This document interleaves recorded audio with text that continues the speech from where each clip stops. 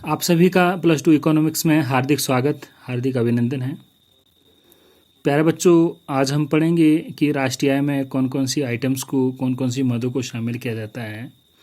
Items are included in national income, क्योंकि जब हम नेशनल इनकम की कैलकुलेशन करेंगे तो हमें राष्ट्रीय आय में क्या शामिल नहीं किया जाता, ये हम इससे पहले वीडियो में पढ़ चुके हैं।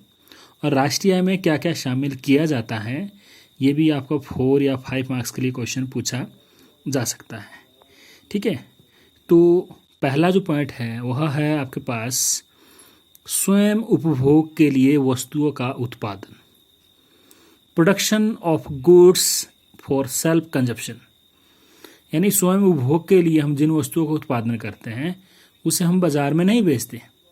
ठीक है, तो इसे क्या है, राष्ट्रीय आय की गणना में इसको, राष्ट्रीय आय में इसको शामिल किया जाता है। ठीक है, इसी तरह ब्रोकर्स कमीशन नेक्स्ट पॉइंट है, दलाल का कमीशन। ब्रोकर्स जो है कमीशन, ब्रोकर्स कमीशन जो है, या जो भी दलाल जो है वो कोई एजेंट जो पुरानी वस्तुओं को क्रय विक्रय से जो कमीशन प्राप्त होती है उससे भी राष्ट्रीय आय में शामिल किया जाता है, क्योंकि उसका क्या है, वो एक मेहनत है उसकी। ठीक है, तो उसको राष्ट्रीय आय में शामिल किया जाएगा। सैनिक तथा सुरक्षा सेवाएं, डिफेंस एंड सिक्योरिटीज सर्विसेज, इन सेवाओं को अंतिम सेवाएं माना जाता है, फाइनल सर्विसेज को माना जाता है, इसलिए इसको राष्ट्रीय आय में शामिल किया जाता है। अगला पॉइंट आपके पास है सरकार द्वारा निःशुल्क प्रदान की गई सेवाएं, free services by the government. सरकार द्वारा जनता को जितनी भी सेवाएं, जैसे निःशुल्क चिकित्सा या सड़क की रोशनी पर किए गए व्यय, को राष्ट्रीय आय में शामिल किया जाता है, क्योंकि इसको फाइनल एक्सपेंडिचर माना जाएगा। ठीक है, इसलिए इसको राष्ट्रीय आय में शामिल किया जाएगा। मालिक द्वारा खुद काबिज मकानों का किराया जो होता है, rent of owner occupied houses, जिसमें खुद मालिक रहता है, उसको भी राष्ट्रीय आय में शामिल किया जाता है। इसका कारण होता है कि यदि उन मकानों में वो स्वयं नहीं रहते तो किराए पर देते, उससे उसको साधन आय प्राप्त होती, इसलिए उसको राष्ट्रीय आय में शामिल किया जाता है। ठीक है, और नेक्स्ट आपके पास है अभिनेताओं, गायकों तथा नर्तकों की आय, income of actors, singers and dancers. इनकी आय को भी राष्ट्रीय आय में शामिल किया जाएगा, क्योंकि ये भी एक आर्थिक सेवाएं मानी जाएगी। ठीक है, इसलिए इसको राष्ट्रीय आय में शामिल किया जाएगा। सब्सिडीज, आर्थिक सहायता, आर्थिक सहायता वैसे हम जब मार्केट प्राइस पर राष्ट्रीय आय की गणना करते हैं, बाजार कीमत पर, तो उसको शामिल नहीं करते हैं, परंतु जब हम साधन लागत पर राष्ट्रीय आय की गणना करेंगे तो उसको हम उसमें शामिल करेंगे। बोनस जो होता है, बोनस कर्मचारियों का पारिश्रमिक माना जाता है, कंपनसेशन ऑफ एम्प्लॉइज है, इसलिए इसको राष्ट्रीय आय में शामिल किया जाता है। डिविडेंड, लाभांश। ठीक है, तो लाभांश निगमों को प्राप्त होने वाला लाभ ही का ही एक भाग होता है, इसको राष्ट्रीय आय में शामिल किया जाता है। और भविष्य निधि कोष में मालिकों का योगदान जो होता है, employers contribution to provident fund, इसे भी राष्ट्रीय आय में शामिल किया जाएगा, क्योंकि मालिकों द्वारा इसका भुगतान मजदूरों की ओर से सामाजिक सुरक्षा में किया जाता है। इसी के साथ आपके पास सेवानिवृत्त पेंशन, रिटायरमेंट जो पेंशन है, यह भी एक कर्मचारियों का पारिश्रम का ही एक भाग है, राष्ट्रीय आय में शामिल किया जाएगा। डेप्रिसिएशन या कैपिटल कंजप्शन होता है, घिसावट या पूंजी उपभोग। ठीक है, तो हम जब सकल ग्रोस की बात आती है तो इसको राष्ट्रीय आय में शामिल किया जाएगा, परंतु जब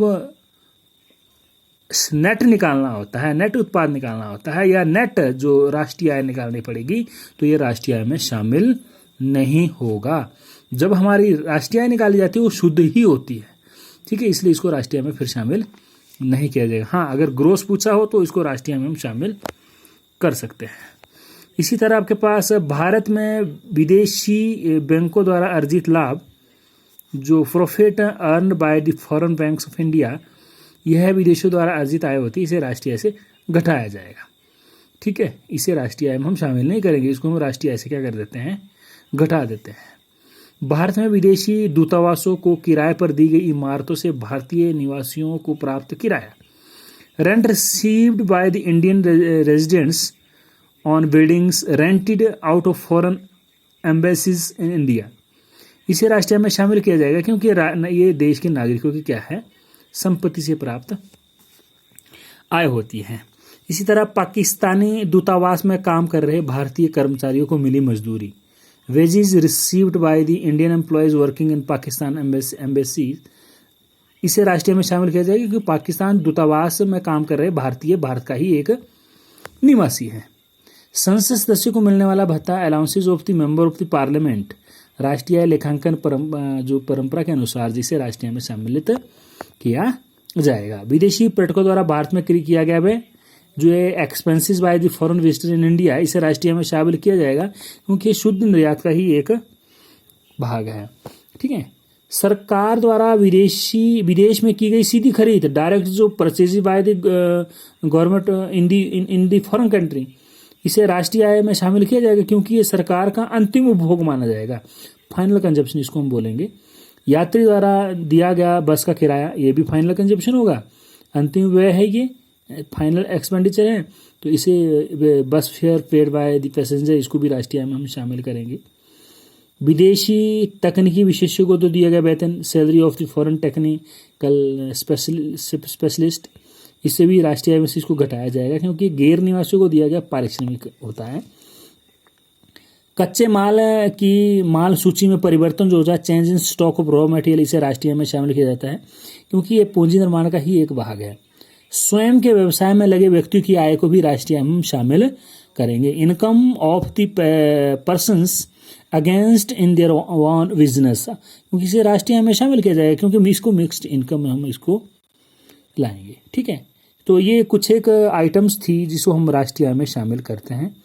3 या 4 मार्क्स का 5 मार्क्स का प्रश्न आता है, आपने अच्छे से इसको कर लेना है। धन्यवाद।